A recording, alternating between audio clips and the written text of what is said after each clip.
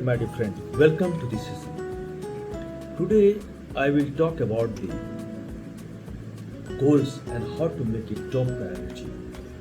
हमें गोल तो लक्ष्य को निर्धारित करनी है, बट इस लक्ष्य को हम किस तरह से अपने टॉप प्रायोरिटी में बदलें, ये बहुत ही आवश्यक है। तभी जो है हम अपने गोल को प्राप्त कर सकते हैं। ये तो कहा ही जाता है कि अपने गोल को सेट करें। गोल को प्राप्त करने के लिए आप अपने गोल को सेट कर ले पाए, तभी आप जीवन में आगे बढ़ सकते हैं। बट हमें सबसे पहले पहचानना होगा कि हमारा लक्ष्य क्या है, व्हाट इज माय गोल, और किस तरह से ये हम एक टॉप प्रायोरिटी इसे बना सकते हैं। तो इसके लिए हमें क्या करना है दोस्तों, आइए हम समझें।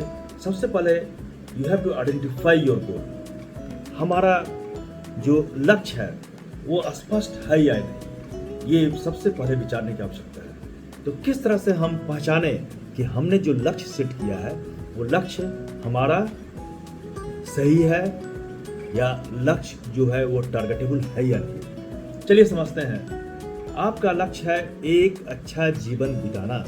एक अच्छा जीवन बिताना एक लक्ष्य। सपोज हमने कहा कि मैं अपना लक्ष्य सेट करता हूँ एक अच्छा जीवन बिताना। बहुत ही अच्छा है, ये बहुत ही सराहनीय कदम है कि हम जो है अपने लक्ष्य को हमने सेट कर लिया है। लेकिन माय डियर फ्रेंड, ये लक्ष्य जो है मेजरेबल नहीं है और इसे हम स्पष्ट भी नहीं कर सकते। जीवन को अच्छा बनाना, किस तरह से अच्छा बनाना, किस क्षेत्र में अच्छा बनाना, ये कुछ भी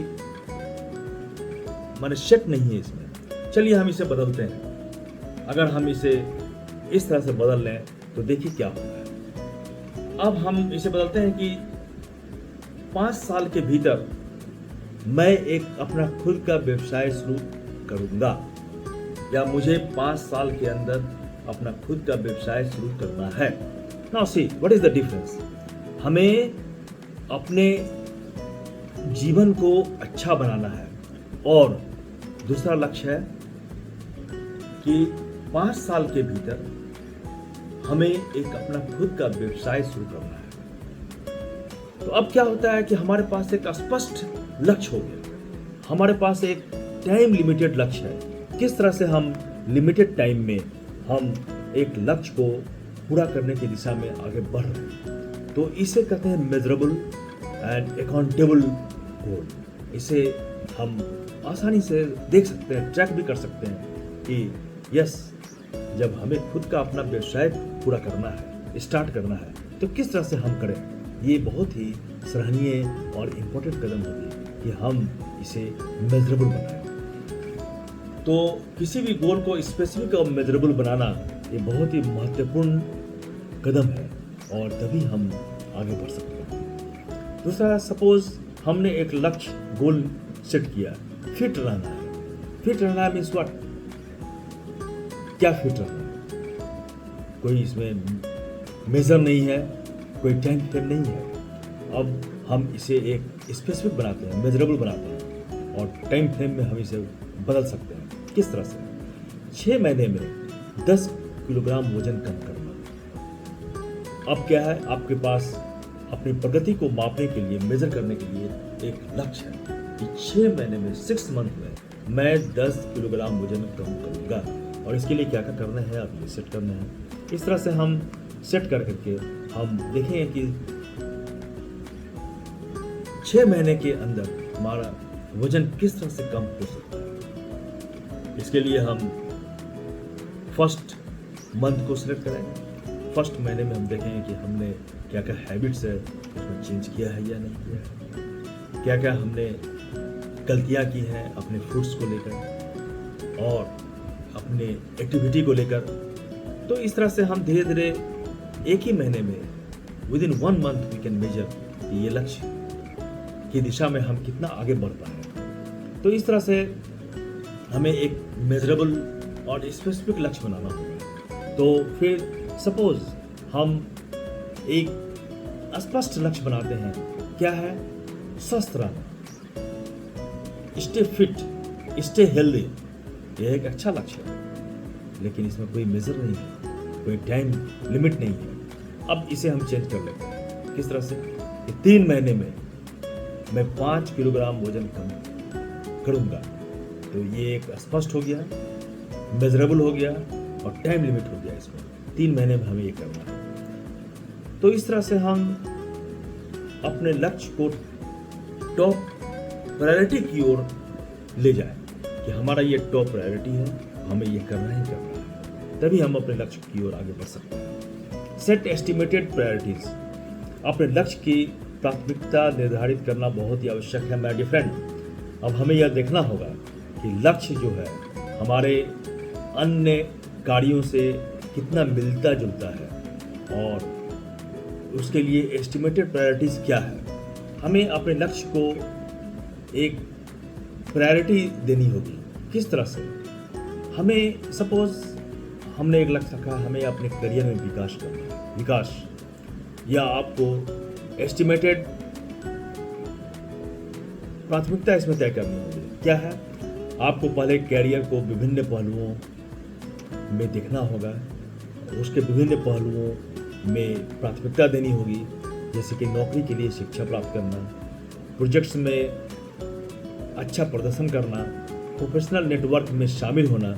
इसके बाद अपने कार्यों को इस तरह डिसिप्लिन्ड वे में करना कि हम अपने लक्ष्य की ओर आगे बढ़ सकें। तो इन सभी चीज़ों को हम ध्यान में रखकर हम अपने लक्ष्य की ओर आगे बढ़ सकते हैं। Now maintain continuous communication. हमें अपने लक्ष्य में आगे बढ़ने के लिए हमें निरंतर एक कम्युनिकेशन में बंधे रहना होगा, तभी हम अपने लक्ष्य को प्राप्त कर सकते हैं। कम्युनिकेशन बहुत ही जरूरी है, निरंतर संवाद, और इससे क्या होता है कि हमारे मन में एक पॉजिटिविटी रहती है और हम पॉजिटिव रहते हैं और हमारा माइंड सेट जो है इसी ओर ध्यान देता है कि हमें इस पर्टिकुलर लक्ष्य को प्राप्त करना है। अब इसे हम एक एग्जाम्पल के माध्यम से समझेंगे। मान ले हमारा लक्ष्य है अपना व्यवसाय बढ़ाना, अपना व्यवसाय, हमारा जो व्यवसाय है उसको बढ़ाना। निरंतर संवाद रखने का एक तरीका हो सकता है कि आप अपने ग्राहकों और व्यापारी साथियों से निरंतर संपर्क में रहें, उनसे निरंतर बातचीत करें, उनसे अपने विचारों के बारे में, अपनी प्राथमिकताओं के बारे में बताएं, उनकी सुने। इस तरह से जो है निरंतर कम्युनिकेशन से क्या होगा कि हमें नई नई आइडियाज़ मिलेगी, बिजनेस को किस तरह से ग्रो किया जाए। हमारे बिजनेस को ग्रो करने की दिशा में अगर कोई हर्डल्स आ रही हैं, कोई ऑब्स्टिकल्स आ रही हैं, तो उनसे विचार करके, उनके आइडिया को हम ले करके हम इस हर्डल्स को पूरा कर सकते हैं और हमें एक नई दिशा प्राप्त हो सकती है। तो इस तरह से हमें एक कंटिन्यूअस कम्युनिकेशन इसमें उत्पन्न करना होगा ताकि हम इसमें नई नई चीज़ों को जानकारी हासिल कर सकें और नए नए चीज़ों को हम प्राप्त कर सकें। नेक्स्ट जो बहुत इंपॉर्टेंट चीज़ है हमारे लक्ष्य को प्राप्त करने के लिए कि recognise the need for change. होता है यार दोस्तों, हम स्टप बॉर्न हो जाते हैं। हमने अगर कुछ सोच लिया तो ईगोनेस आ जाती है, हमारे में ईगो आ जाती है कि हमने जो सोचा है वो वही बहुत अच्छा है। पता नहीं माइंड में एक इस तरह की भावना आती है कि हमारे द्वारा जो कदम लिया गया है वो कदम काफ़ी अच्छा है और हम उस कदम से हटना नहीं चाहते। We do not want to change the priority which we have set. तो इससे क्या है, इससे हमें काफ़ी कुछ दिक्कत सहनी पड़ती है। तो हमें यह देखना होगा कि हम जो है निरंतर चेंज को किस तरह से अपनाएं। मान ले हमारा लक्ष्य क्या है, रोजाना सुबह 5 किलोमीटर दौड़ना। सपोज हमने एक सेट किया कि रोजाना मैं 5 किलोमीटर दौड़ूंगा। अब कुछ ही दिनों तक इस लक्ष्य को पूरा करते हैं, फिर प्रतिदिन इसको बदलने की आवश्यकता है। कुछ दिन तक हम 5 किलोमीटर दौड़ें, लेकिन इसको फिर हम बदलें, चेंज कर सकते हैं। यह समय के साथ आपकी फिजिकल क्षमता को बढ़ाने में और बेहतर परिणाम देने में या एक नए रिजल्ट्स को उत्पन्न करने में मदद करें। हम 5 किलोमीटर डेली दौड़ें, ये जोड़ी नहीं है। कुछ दिन हम इसे करें और हमें फिटनेस आ गई है, हम मजबूत हो गए हैं, हम इसे चेंज करने की आवश्यकता है। हम 5 से 10 किलोमीटर कर सकते हैं या और कोई दूसरी एक्सरसाइज हम कर सकते हैं ताकि जो है हमें एक चेंज आए और नए लक्ष्य को हम प्राप्त कर सकें। इस तरह से हमें अपने लक्ष्य में, हमारे अपने माइंडसेट में चेंजेस की ओर ध्यान देना बहुत ही आवश्यक है। नाउ है फेस चैलेंजेस। लक्ष्य को प्राप्त करने की दिशा में चैलेंजेस आएंगे ही, सेटबैक्स, स्ट्रगल्स आएंगे ही, उनको फेस करना, उनको किस तरह से हमें चैलेंज के रूप में ना लेकर एक प्रोसेस के रूप में लेना, ये बहुत ही आवश्यक है। तो इसे हम एक एग्जाम्पल के माध्यम से समझ सकते हैं। सपोज आपका लक्ष्य है रोजाना 30 मिनट योग करना, योगासन। शुरुआत में यह काफी साहसी कदम हो सकता है, लेकिन जब आपके पास बहुत सारे काम हो, दबाव हो, तो यह कठिन भी हो सकता है कि हम रोजाना 30 मिनट योगासन नहीं कर पाए। इस स्थिति में आपको योग को अपने दिन की प्राथमिकता के अनुसार सेट करनी होगी। इसके लिए एक नई प्राथमिकता बनानी आवश्यक है और समय निकालने के लिए नया तरीका हमें खोजना होगा ताकि हम इस लक्ष्य को पूरा कर सकें। तो चैलेंजेस तो होंगी ही, बट इस चैलेंजेस को हमें चेंज करने की आवश्यकता है कि हम मॉर्निंग में अगर नहीं कर सकते हैं तो हम समय को चेंज करें। कब कर सकते हैं हम देखें, और जो हमें इस तरह के जो काम कुछ ऐसे हमने बिजी शेड्यूल हमारे पास है, तो किस तरह बिजी शेड्यूल में से हम समय को निकालें ताकि हम अपने योगासन के, योग करने के 30 मिनट्स के चैलेंज को पूरा कर सकें। लक्ष्य प्राप्त करते समय माय डियर फ्रेंड, हमें सपोर्ट की आवश्यकता होगी, हमें समर्थन की आवश्यकता है। इसका मतलब है कि आपको अपने लक्ष्य प्राप्त करने के लिए एक सपोर्ट खोजना होगा। हमें एक सपोर्ट, किस तरह से लोग हमें सपोर्ट करें, हमें बढ़ावा दें, ये बहुत ही आवश्यक है।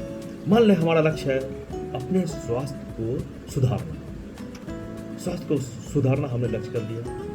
अब आपने योग्य डॉक्टर से सहायता ली, सलाह ले ली, उनके मार्गदर्शन के आधार पर अपने स्वास्थ्य को सही रखने के लिए एक प्रोग्राम भी बनाया, योजना भी बना लिया।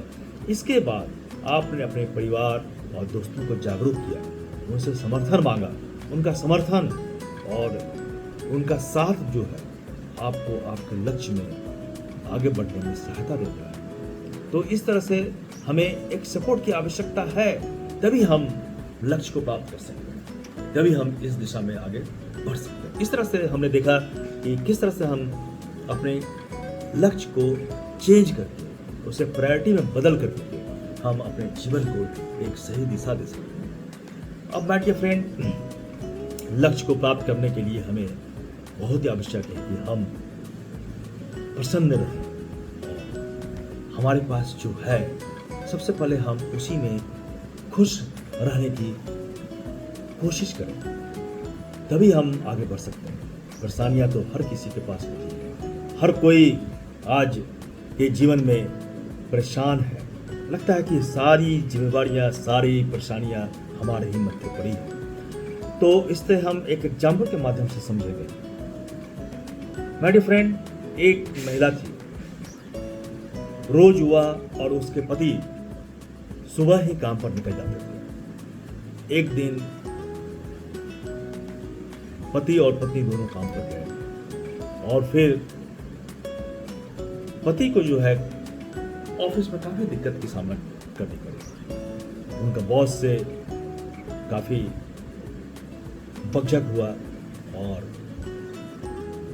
पत्नी भी जो है अपने लक्ष्य को पूरा करने में जब नाकामयाब रही तो उन्हें जॉब में काफी परेशानी है। तो इस तरह से वो दिन भर काम करने के बाद परेशान घर में लौटती है, तो वहाँ पर देखती है कि बच्चे जो है तरह तरह की चीज़ें कर रहे हैं, बच्चे का पालन सही ढंग से नहीं हो रहा है, तो वो बच्चे को फिर डांटने लगते हैं। नकारा होने पर उन्हें अच्छी तरह से डांट लगाते हैं। पति और पत्नी दोनों बिजी हैं, लेकिन पति जब काम करने के बाद आता है तो तरह तरह की फरमाइश करता है और पत्नी जो है फरमाइश को पूरा करते करते काफ़ी बदहाश हो जाती है। वो थक हार कर निराश हो जाती है। उसे लगता है कि हमारा जीवन जो है व्यर्थ हो गया। उधर पति दिन भर अशांत रहता है और बच्चे उसके विद्रोही हो रहे हैं। बच्चे जो है सही ढंग से उनकी परवरिश नहीं हो रही है। इसी बीच एक दिन जो है पत्नी सरला के घर का नल खराब हो जाता है। सरला ने प्लम्बर को नल ठीक करने के लिए बुलाया। प्लम्बर ने आने में थोड़ी देर कर दी। थोड़ी देर बाद प्लम्बर जब आया तो पत्नी ने पूछा कि क्या कारण है, तुम्हें देर क्यों की?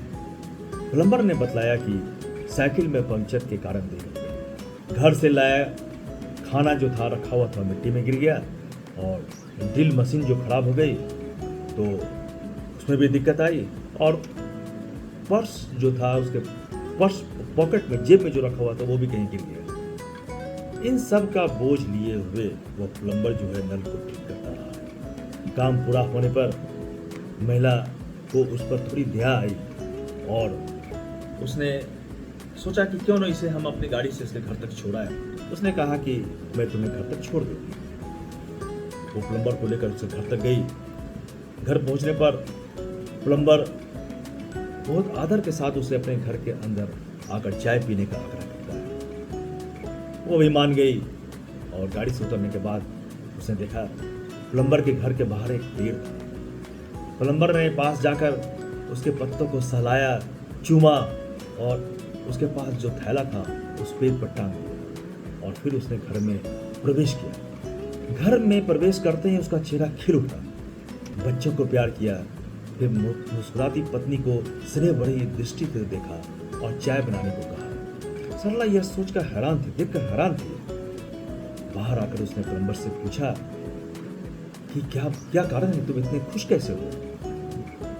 तो पूछने पर प्लम्बर ने बतलाया, यह जो वृक्ष है, ये जो गाछ है, यह मेरी परेशानियों को दूर करने वाला पेड़ है। मैं सारी समस्याओं का बोझ रात भर के लिए इस पर टांग देता हूँ। यह जो झोला है, मैंने इसमें सारी परेशानियों को रख के इस पेड़ पर मैं टांग देता हूँ और फिर मैं घर में जब प्रवेश करता हूँ तो इन सभी से मुक्त हो जाता हूँ, चिंताओं को अंदर नहीं ले जाता। सुबह जब थैला उतारता हूँ तो वह पहले दिन से कहीं हल्का होता है और काम पर तो कई परेशानियाँ आती ही जाती है। हर दिन हमें जूझना ही पड़ता है, पर एक बात पक्की है कि मेरी पत्नी और मेरे बच्चे इन सभी परेशानियों से अलग रहें, ये मेरी कोशिश रहती है और इसलिए इन सभी समस्याओं को मैं बाहर छोड़ता हूँ और प्रार्थना करता हूँ कि भगवान मेरी मुश्किलें आसान करें, मेरे बच्चों को इससे दूर रखें। मैं अपने बच्चों को बहुत प्यार करता हूँ, पत्नी भी मुझे बहुत स्नेह देती है, तो भला मैं उन्हें इन सभी की भागीदारी क्यों बनाऊं? उनसे राहत पाने के लिए कितना बड़ा समर्थन और कितना बड़ा जो दर्शन है उसने खोज निकाला है। यह सुनकर, यह देखकर सरला आश्चर्यचकित हो गई। माय डियर फ्रेंड, यह घर घर की कहानी है। गृहस्थ का घर एक तपोभूमि है। सहनशीलता और संयम खोकर कोई भी इसमें सुखी नहीं रह सकता। जीवन में कुछ भी अस्थायी नहीं है, इसी तरह से हमारी समस्याएं भी अस्थायी नहीं है। हमें क्या करना है? हमें हमारे पास जो है उसी में खुश रहकर, उसी से संतोष करके हमें पॉजिटिव माइंडसेट को डेवलप करना है और पॉजिटिव माइंडसेट को डेवलप करने के बाद हमें ये देखना है कि हम किस तरह से अपने लक्ष्य को प्राप्त कर सकते हैं। लक्ष्य जो है, हमारा गोल जो है, हमारी टॉप प्रायोरिटी तभी बनेगी जब हम चिंताओं से मुक्त रहें। इसके लिए बहुत ही आवश्यक है कि हम बाहर की चिंताओं को छोड़कर, बाहर की चिंताओं को वहीं रखकर हम अपने लक्ष्य पर ध्यान दें और जब भी हम अपने घर पहुंचे तो हमारी प्रायोरिटी जो है चेंज होनी चाहिए। ऑफिस में, बाहर हमारी प्रायोरिटी होनी चाहिए कि हम किस तरह से कार्य को पूरा करें, किस तरह से हम ऐसा कुछ करें कि वो कार्य जो है संपन्न हो और अच्छी तरह से संपन्न हो। फिर जब हम घर की ओर लौटे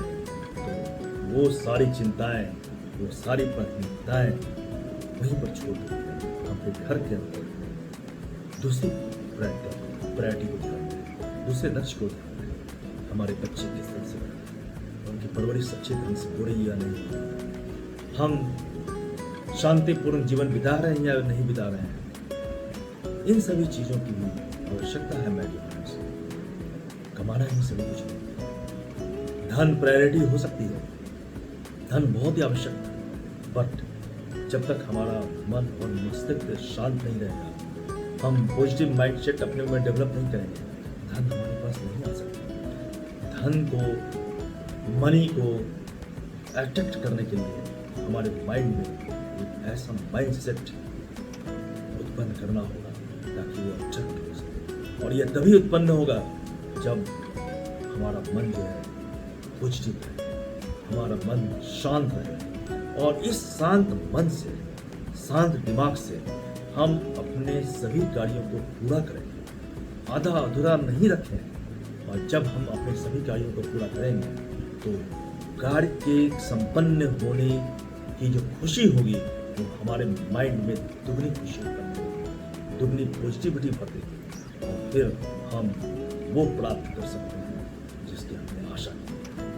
हम एक बेहतर जिंदगी की ओर अग्रसर हो सकते हैं, बेहतर कदम उठा सकते हैं। और बेहतर कदम तभी उठ सकता है जब हम प्रत्येक कार्य को फिनिश करें, कंप्लीट करते हुए आगे बढ़ें। किसी काम को भी हम अगर आधा अधूरा करते हैं, बीच में छोड़ करके दूसरे काम को अपनाते हैं, तो फिर हम पॉजिटिव माइंडसेट को नहीं प्राप्त कर सकते। चेंज करना अलग बात है, हो सकता है कि हमने जो प्रायोरिटी सेट की है, जो लक्ष्य सेट किया हो, उसे चेंज करने की आवश्यकता हो, तो हमें उससे देखना होगा कि वो क्या है, और फिर हम कंप्लीट करेंगे, टास्क को पूरा करेंगे। टास्क को जब तक हम पूरा नहीं करेंगे तब तक माय डियर फ्रेंड कुछ नहीं हो सकता। हमें लक्ष्य को, एक पार्टिकुलर लक्ष्य को किस तरह से टॉप प्रायोरिटी में बदलना है, ये देखने की आवश्यकता है, और इसके लिए हमें निरंतर कंटिन्यूअस एफर्ट करना होगा। कंसिस्टेंसी जो है ये बहुत इंपॉर्टेंट है। Thank you very much.